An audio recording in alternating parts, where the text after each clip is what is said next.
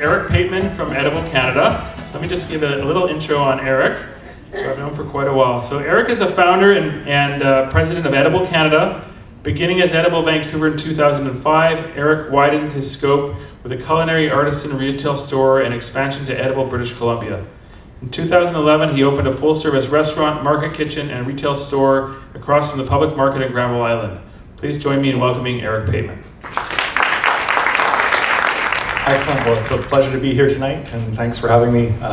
I've never done anything like this before, so this is first for everything, but I was trying to think of what I would talk about tonight, and for a guy who gets paid to eat and drink, and really that's about it, it's a pretty good gig. But I guess I want you guys to go home with something that you can really take away, where the success of Edible Canada. I mean, we've grown from a one-person company in 2005 to just over 75 employees now in a 5-6 year period, and it's been an amazing growth and amazing run. And when you get to do what you're passionate about, life doesn't get any better. So I think the one thing that I think is the continuous from day one till now that has been important to Edible Canada is surrounding yourself with amazing people.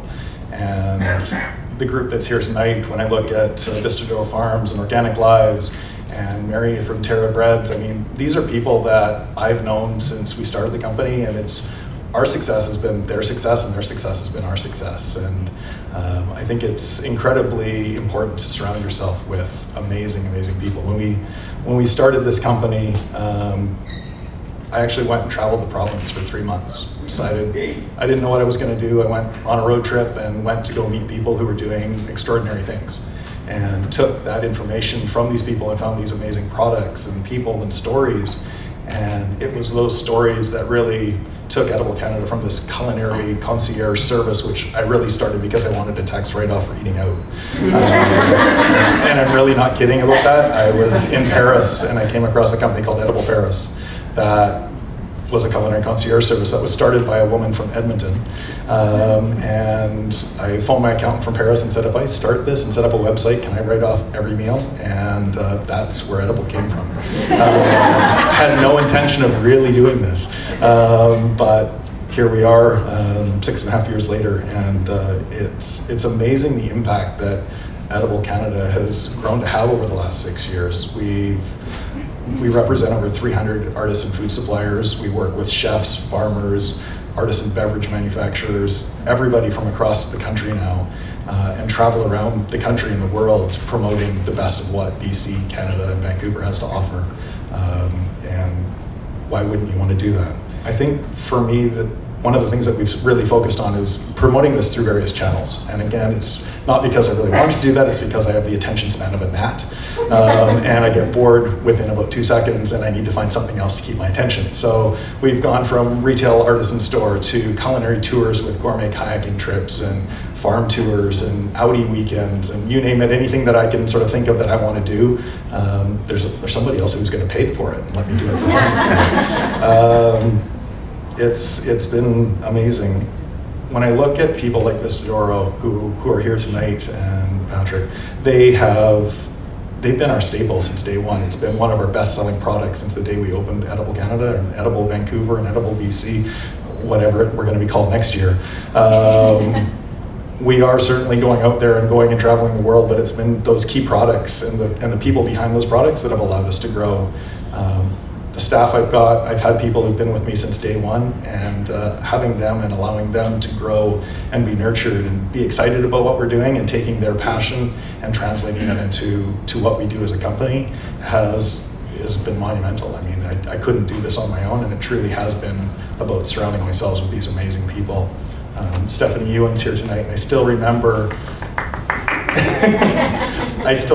starting Edible Canada. I think one of the first things we ever did was the Richmond night market tours, and I remember standing in a parking lot at Home Depot holding up a homemade sign that said Edible Vancouver Tours, going out on these tours, and it's hard to believe that was only 6 years ago doing that, and now we're flying our teams of chefs to Beijing and New York and all around the world to cook and promote Canada. So to be able to become ambassadors for such a great country and a great food scene, and watching Vancouver blossom into this food scene has been incredible. I don't think if we'd started this company in 2003 or 2004, we'd actually be standing here today.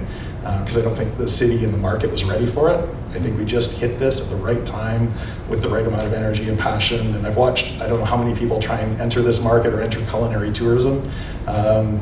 And they come and they go and they come and they go, and we seem to just keep chugging along. And I truly attribute that to the people that we've got relationships with and the people that work for us. So it's exciting to see. Going forward, we're going to continue to work with companies like the Canadian Tourism Commission, the government agencies, but for me, it's all about finding fun partnerships as well. Right now, we're working on a deal with Fisker. I don't know if you guys have seen these really cool space-age looking cars, 100% electric.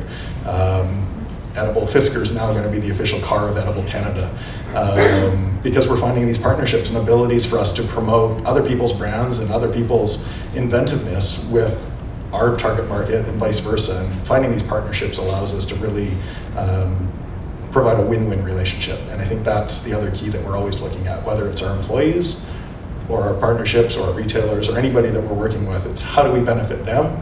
And if we can benefit them, in turn, it's going to come back and benefit us.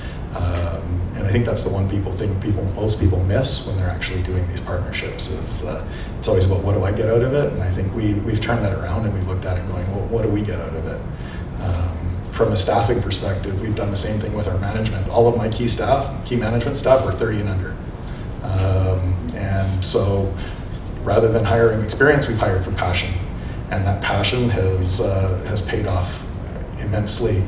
But while we do that, we also have gone out and hired one of the best coaches we could find in Vancouver, and we brought them in to work with our management team to give them those tools and that experience without actually having been through it. So we love to invest in our staff. We love to invest in these partnerships, and I think it's been a really, for me, it's been a very big learning curve, watching how to sort of motivate and get young people and industry people to grow.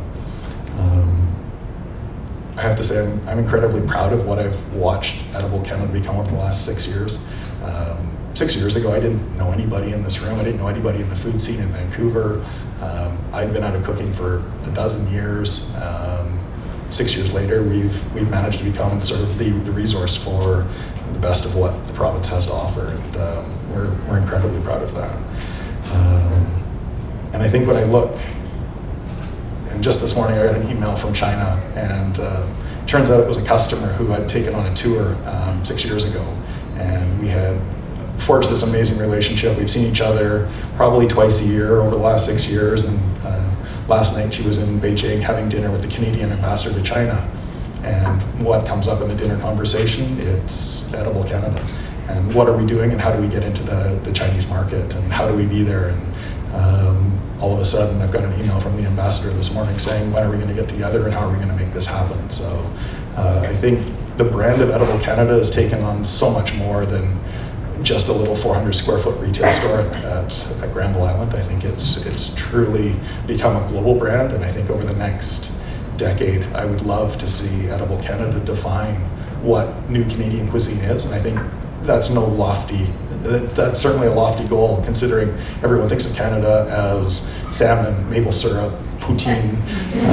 We like to play on all those things as well, but BC blueberries. But I think Canadian cuisine is so much more of that. It's more than that. It's this melding pot of amazing cultures with that local food scene and really celebrating what the best of Canada is. And I think for us to be able to take that into the international market and actually sell that as a brand, there's nowhere else in the world where everyone in the course of a week will eat sushi, Thai food, Indian food, pizza, French food. It doesn't matter where you go in the world, that's what makes Canada and the West Coast and Vancouver unique. And I think that's the brand that we can go out and sell and get people excited about. And that's what the Canadian Tourism Commission and consuls and all these people around the world are looking to us to sort of lead and showcase around the world. And I'm excited about it. And I think for us to be able to go and do that, it's all about the partnerships with the people and all these amazing people that we've surrounded ourselves with, to be able to take that and showcase Canada to the world. So I appreciate you having me here tonight, and it's a pleasure to share our story, and I look forward to answering your questions later, and thank you again.